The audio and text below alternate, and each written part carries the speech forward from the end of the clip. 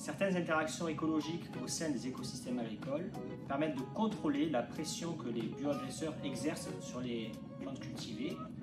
Ces bioagresseurs pouvant être des adventices, des insectes ravageurs ou des pathogènes.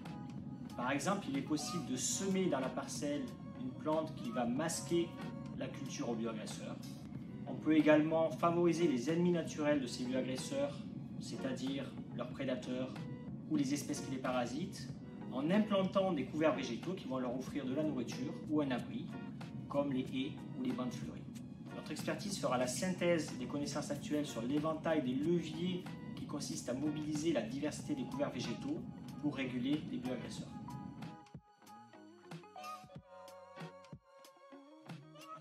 L'expertise documentera également les conditions techniques et socio-économiques qui conditionnent l'adoption des pratiques de diversification, ainsi que les politiques publiques qui peuvent les accompagner, politiques incitatives ou réglementaires.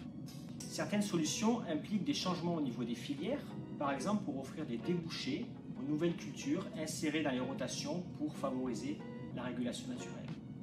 D'autres solutions doivent être déployées à l'échelle du paysage.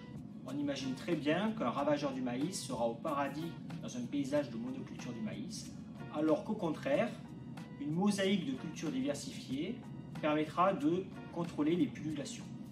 Mais la mise en place de tels paysages diversifiés nécessite une coordination entre les agriculteurs qui pourrait ne pas être spontanée.